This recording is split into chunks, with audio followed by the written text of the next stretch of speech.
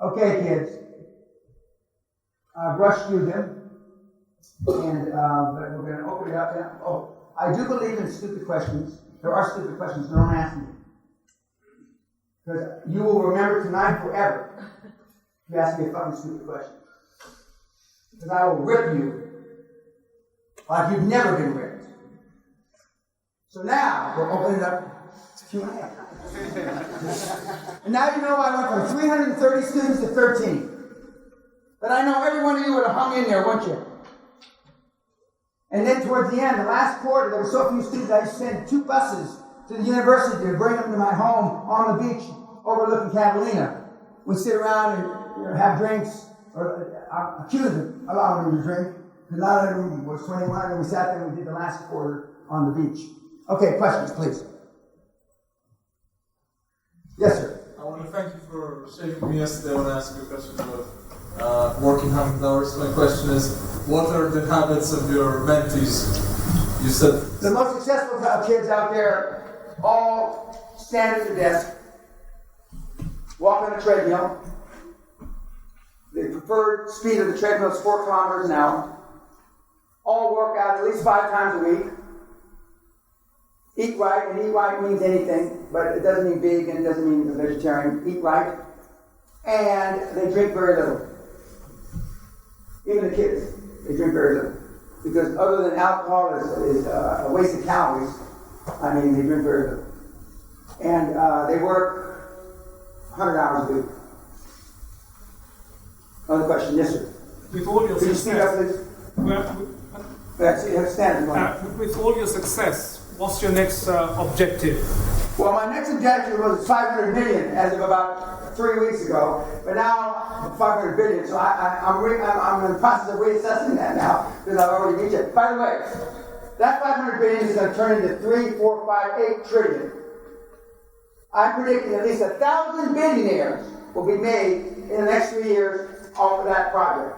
1,000 billionaires. If you speak Arabic, you go there now. Buy a plane. If you don't speak Arabic, learn how to speak fucking Arabic. Because it's a flat playing field. And they just got rid of 3/4 of the royal family that would have got all the contracts before. Now even meatheads like you. And nobody overpays more than the government. And nobody overpays the hotel we're staying in. 3 floors, the royal family. From there. When you check in for 3 floors, you don't ask what the room rate is. You don't ask if you get a free breakfast or a tea, you know, like you guys. Well, you wouldn't go to the hotel we're staying in anyway, but I mean, okay. Yes, sir. Did you speak Arabic? No. Why are you not learning? What? Why are you not learning? Well, because I can't be there and be here. But as I told at least 1 or 2 of you, Koss Kleinfeld, my mentee, is the CEO. It's going to be a better place for women now because the women can now leave the house come January and they can drive a car. And I know his wife very well. Birgit would never go to Saudi Arabia if she had to stay in the house all day. So it's opening up. This is the Wild West with $500 billion. I mean, you really have to fuck some up not to get rich there. Yes, sir. You mentioned our culture's in decline. What opportunities are there for a declining culture?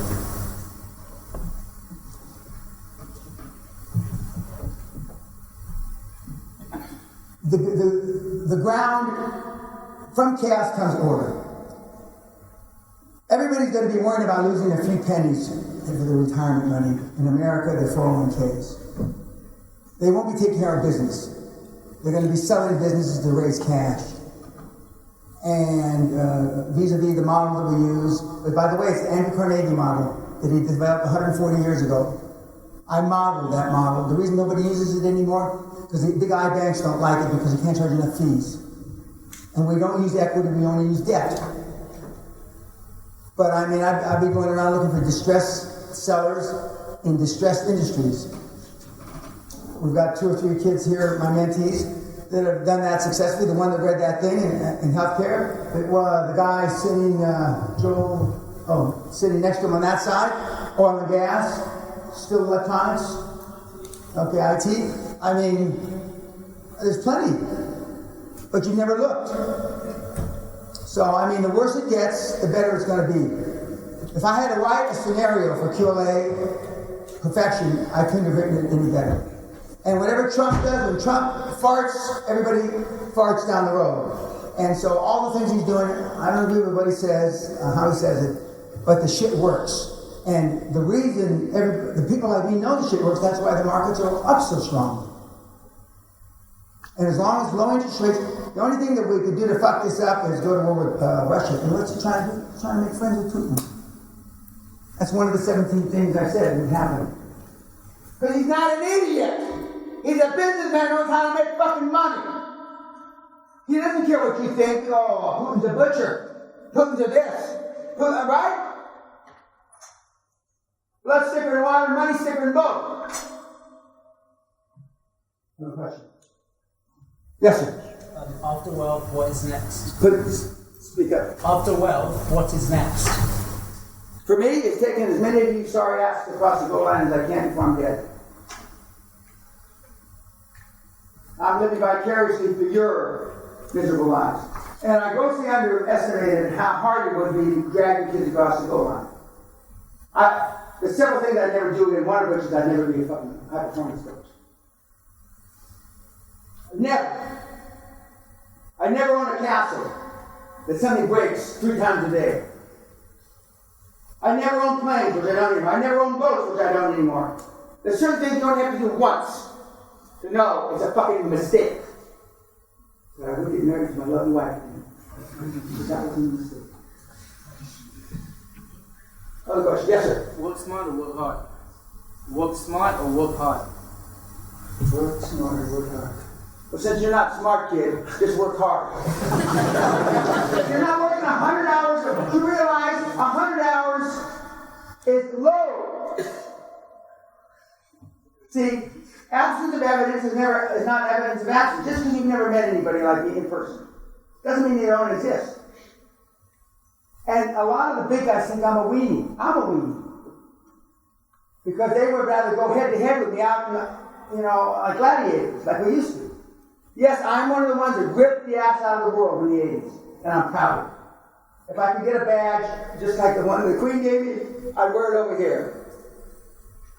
Because I've seen how the system's supposed to work. And I would have let all the banks go down to 2008. Yes, sir. Amazon, Apple, Facebook, and Google, which in your opinion will be the first to reach $1 trillion and why? I'm thinking Amazon because Bezos is hungrier than the other guys. The founder of Apple is gone. And the Google guys are doing philanthropic stuff. And that doesn't mean that the founder of Amazon is not doing philanthropic stuff, because he's still in the saddle. But those guys don't count their net worths. They don't look at their bank books like you do, or your parents did. I think they're more surprised when they hear it on CNN. I'm worth $86 billion. Yeah. What are the hot areas of healthcare right now? 75% of all money in healthcare is spent the last year of your life. 75% of all money you spend on healthcare is spent the last year of your life. Look there. And bedpans. You don't want to take care of your parents, you kick them to the curb and you put them on some fucking rest home. Bedpans mean they can't clean themselves, they got to shit in the pan. That's hot. And I just stepped on the toes of somebody in this room that's a mentee who's doing bedpans. Yes, sir. If you say to not give a shit what people think about you, how can you effectively lead and build relationships? Yep. Life isn't about building relationships. That's a load of shit they sold you. Life is leadership. Do you think everybody loved Patton? Do you think everybody loved Churchill? Do you think everybody loved Wellington? No! They were hard as fucking nails. They don't give a shit they build any relationships. A great line from the Battle of Waterloo. One is supposedly sitting on Copenhagen, which you didn't know, and the guy that he went to Eton with. Any Etonians here? Did you notice? No, they don't look like Etonians. I know what you mean. Anyway, a guy, Sir Percy General Shitbags over here, A cannonball blows his left leg off. Blows it or severs it. And he's sitting there, legend has it, talking to one of them. Actually, whatever one of his first name was, they knew each other. I believe my left leg was been severed, actually. And one of his is bad luck, chap, bad luck. They're not building relationships. That's all crap. Leadership is the name of the game. Leadership. I've got extraordinary leadership skills. One, because I had an alpha male dad who raised me military. He never had a father. His father died before he was born. And then I went off to the military. It was either the jail or the military. And I went off to the military, and I was fortunate enough to become an officer. But I have 3 regrets. Have I said this yet? I haven't said it. Okay, I have 3 regrets. One, I'm a combat-trained military officer who's never seen combat. The luck of the draw, I never got to kill anybody. Number 2, I told my mother the day before she was dying, "You're not sick, goddammit! Don't be a bitch! You're not sick! You're not sick!" She's dead now. I'd like to take that one back. And number 3, I didn't set my goals high. Not that I miss my kid's football game or Sweet 16. That's all shit.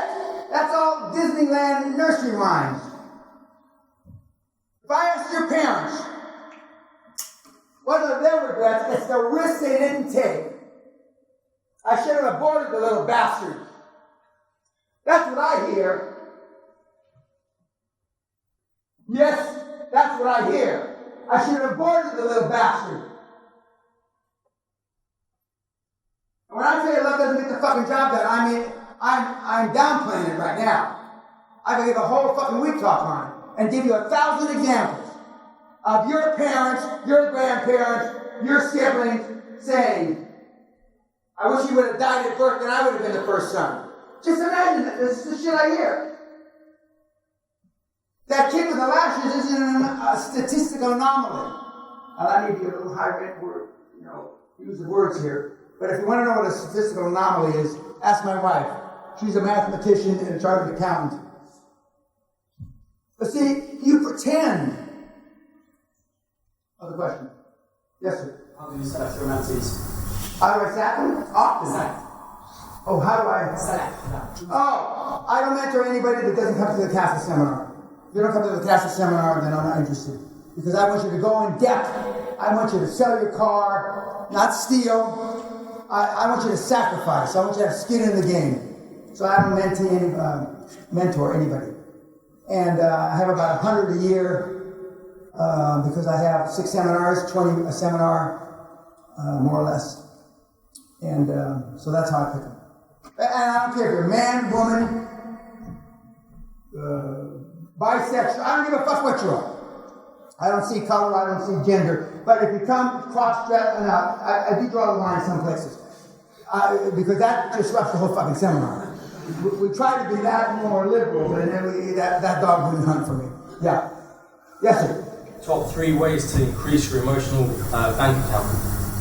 Dump your family, dump your mates, get off Facebook, and join a club you cannot afford, meaning hang around with other high-performance people. Now, I know there's an Oxford, Cambridge club, and there's this club and that club, and in America they've got the same kind of clubs. Some Rotary clubs are good with high-performance people, some aren't. But you have to go. Like maybe there's 10 or 15 people here that you would benefit from networking. Maybe 10 or 15. Probably 2. And Sally and I aren't here to network, so maybe 0. But you need to up your game. You need to raise the benchmark. Yes, sir. Why did you stop creating your own wealth and start Because I found it easy. $800 to 450 million. I grew at 55 million%. You've never heard of a success story since the beginning of time. 55 million%. I grew at 67,000% a year.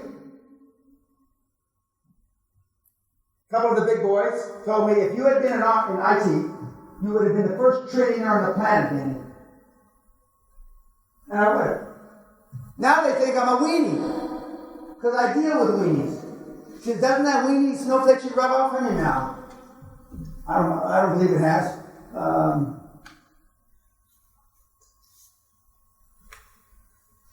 Yeah, in the back. Are you afraid of the death?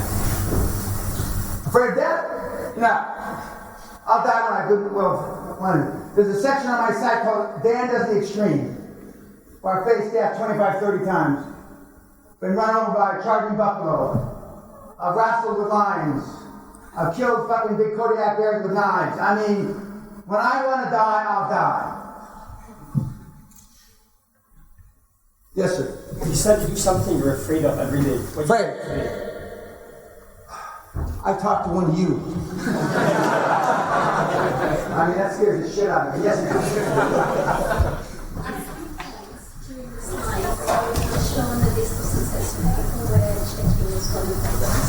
And you say that the reason why most of them in that list were Oxford. Not most of them. Oxford and Cambridge, or Oxford has 16 prime ministers. I mean, or they went to eat, like my young man T here. But these guys, you know, they wouldn't get in there, right? And just look at him. He's not part of the royal family, for sure. Although Harry's girl is mixed breed. English. Yeah. So, but I mean. You said you would come back to that. Okay, come back to the fact that Oxford and Cambridge have been doing it right about 1,000 years. They figured out the program 1,000 years ago. And they want to keep the circle small. They don't want everybody in their dog there. And if you have kids, I would highly recommend try to get them into Eton, Oxford, Cambridge. If you're going to play that game, you're going to play that model. I didn't come up with that model. I came up with the illegal alien model and in jail. But I had a thirst for success that is pretty remarkable. I wanted success so bad I could taste it every day. And it didn't affect me. You're the sorriest soldier. You're the sorriest athlete. None of that affected me. Because it's not what happens to you in life, kids. It's how you internalize what happens to you. It's how you internalize it. And now I think it's so disingenuous when you can't tell somebody. Now they're height disadvantaged. Jesus Christ. Something's wrong. We've got too sensitive. And sensitivity, 100% of the time, equals poverty. Sensitivity, 100% of the time, equals poverty.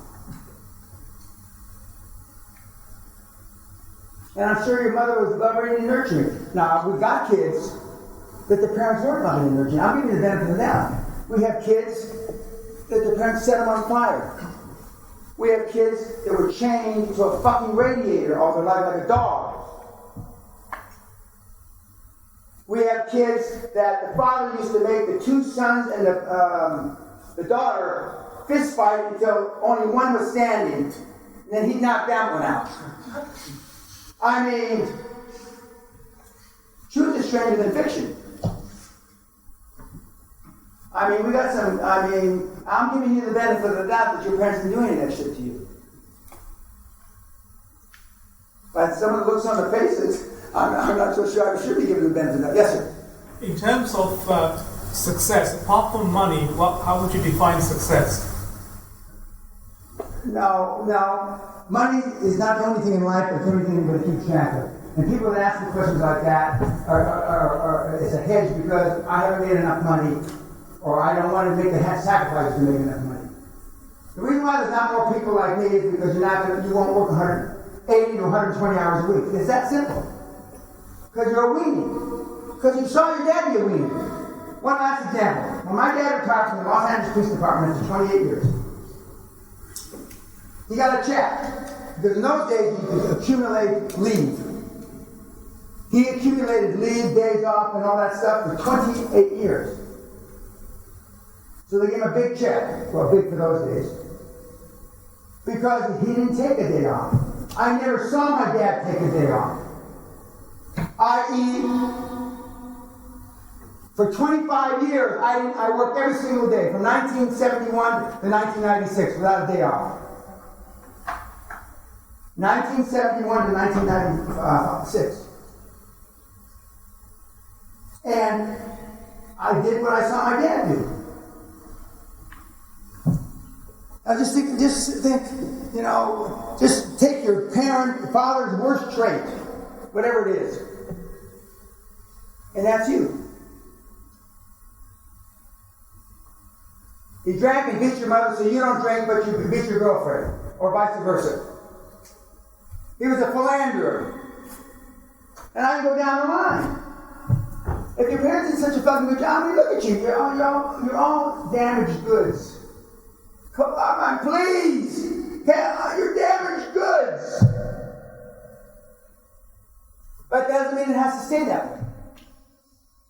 You can get a paint job, you get a hairdo. You know, I was jealous of that lady back there with all the hair, and I thought, oh God, I used to have a lot of hair. It used to be blonde and shit. But anyway, it's a long story. It's another story. But you're damaged goods, but you don't have to be damaged all your life. Oprah Winfrey, raped by every man in her extended family from the time she was 6 or 7 years old until she left home. The epitome of damaged goods, who's gone on to save the world. Or at least she's trying. So, I mean, as a society, there's no coming back. We're done. But as individuals, you can all buck the trend. Everybody in this room can buck the trend. If you want to. And by the way, 98% of all the leadership in the world is not alpha male, like I am. 98% are like politicians. I don't mean politicians in a bad way because they're crooks, but I mean they're smooth talking, have good communication skills, etc. Only 2% are the alpha males. And by the way, Hitler, Stalin, Mussolini, Genghis Khan were all high-performance people. They did bad shit, but they were high-performance people. And you don't have to be like Dan Pena. And there's two sections on my website. I'll close with. One is, how do you get the fucking money? One of the least looked at links on my website. The next one that's least looked at is deal flow. How do I get deals? How do I get the fucking money to do the deals? Nobody looks at those two links. Why? Because you're only pretending. Because if you know where to get the money, and you know how to do deals, then there's no excuse for your sorry asses. But there's a section, you have to be an alpha male. The one that most of you in this room should say is QLA really for you. And it's not QLA, it's being a high-performance charger. It's being the first responder, running towards the gunfire and taking no prisoners. That's basically what it is. Running towards the gunfire, taking no prisoners, and killing everybody. Yes, ma'am? When do you enjoy your wealth when you're working more than 100 hours? No, I'm not working anymore. I only work 60, 70 hours a week now. And how are you enjoying your wealth? Yeah. I paid myself to come down here. Sally and I are staying arguably one of the best hotels in Europe. I mean, that's enjoyment. See, if you don't love and if you're not passionate about what you do, it gets old. It's like the bitch you sleep next to or the bloke you sleep next to.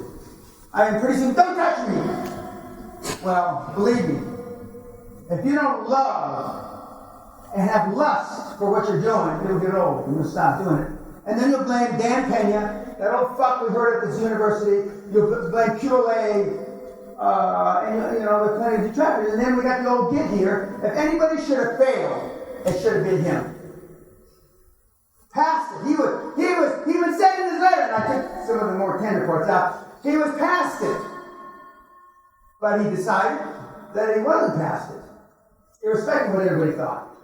Correct. And it just serendipity, he's here. And we didn't have a plan. But we got stories like that, not every day, but every week. Some guy, all of a sudden, some gal. Okay. We've got time for one last question. Oh, yeah. When you're buying up businesses in a given industry, how closely related to those businesses have to be? Industry should be in the same. You're not going to go do a manufacturing company in healthcare. you know, they have to be in the same niche. And the most important thing is to do the first deal. All the rest is bullshit. First deal. And we give you the formula and how to do it on the website. It's all free. But you got to do it. You got to pull the trigger. Dalai Lama had a date of his birthday. I assume nobody went to the date of his birthday in this group. But and I didn't go either. But some of my mentees went. He said, meditation is great. Prayer is great. But action, action, action. Taking action is greater. Pull the fucking trigger. Take action. And hopefully if somebody spits in your girlfriend's face, you don't turn the other cheek. Thank you much for coming. Thank you.